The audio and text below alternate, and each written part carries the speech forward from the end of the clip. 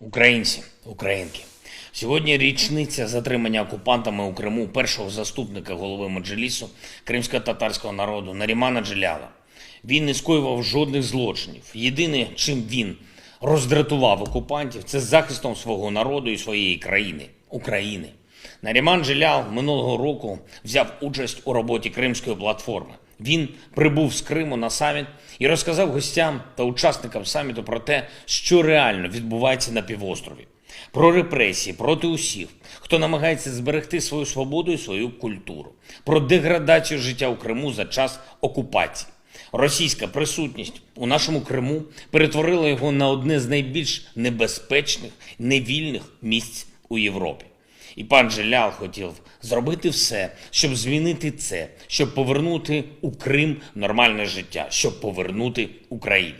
Я вірю, що українські прапори і вільне життя знову повернуться в Крим. Ми звільнимо усю нашу землю і наших людей. Збройні сили України, наша розвідка, спеціальні служби вже роблять необхідні кроки саме для цього. Ці кроки можна почути, і усі бачать, окупанти вже почали втікати з Криму. Це правильний вибір для всіх них. Ми повернемо свободу Криму усім нашим людям в Криму, повернемо свободу Кремли і обов'язково зробимо Крим одним з найкращих, найкомфортніших місць у Європі. Крим на це заслуговує. Провів сьогодні нове засідання Ставки Верховного Головнокомандувача. Хоч і неділя, але вихідних на війні не буває. Доповідали головнокомандувач Збройних сил, командуючий оперативних напрямків, керівник розвідки. Хороші доповіді були. І хочу подякувати сьогодні бійцям 63-го батальйону 103-ї бригади тероборони, які забезпечили результат на Донеччині. Звільнено населений пункт. 54-та бригада на напрямку Лисичанськ-Сіверськ також зробили хороші кроки, просунулись вперед, зайняли певні висоти.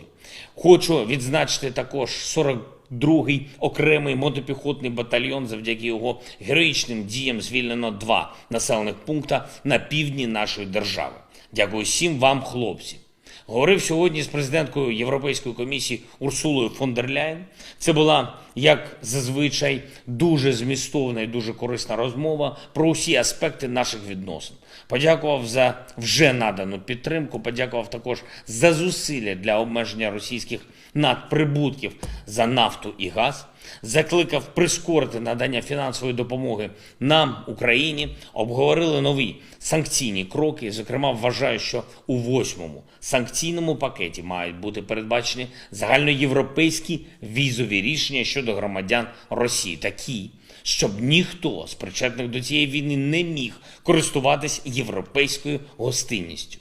Якщо громадяни Росії підтримують терор проти України, проти всієї Європи, якщо вони мовчки спостерігають за геноцидом в Україні, то вони не повинні мати можливість використовувати Європу для розваг і веселощів. Це важлива моральна річ. Європа – це територія цінностей, а не Діснейленд для прихильників терору. І візові обмеження точно це продемонструють. Вільний світ має спонукати росіян до дій проти них, хто розпочав цю війну. До речі, це так само, як і з газовим питанням. Україна неодноразово попереджала Європу, що збереження нордстрімовських зв'язків з Росією буде проблемою, яка будь-якої миті може перетворитись на катастрофу. Саме так і сталося. Візова всеєдність по відношенню до громадян держави-агресора, фінансові зв'язки з Росією, енергозалежність від Росії – все це речі, які у Москві використовують проти Європи.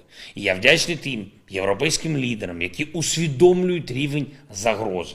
Дуже важливий аспект сьогоднішньої розмови з пані Урсулою фон дер Ляєн – це можливість Єврокомісії здійснити швидку оцінку. Щойно ми виконаємо усі її рекомендації. Щодня працюємо для вступу України в ЄС. І щодня робимо все, щоб повернути наш прапор на всю нашу територію, куди зайшли окупанти.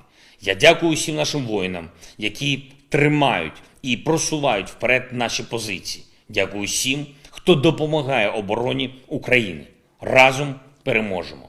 І наостанок, сьогодні отримав доповідь про те, що за підозрою у вчиненні кримінального правопорушення були затримані двоє осіб, які безпосередньо причетні до трагічного інциденту в Чернігові.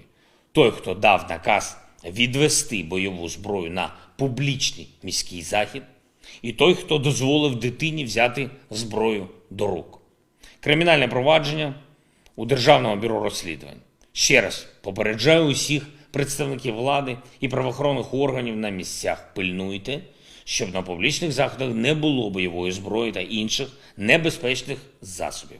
Життя людей – це спільна відповідальність усіх, хто повинен гарантувати безпеку. Слава Україні! Підписуйтесь на канал, і у вас завжди будуть свіжі новини.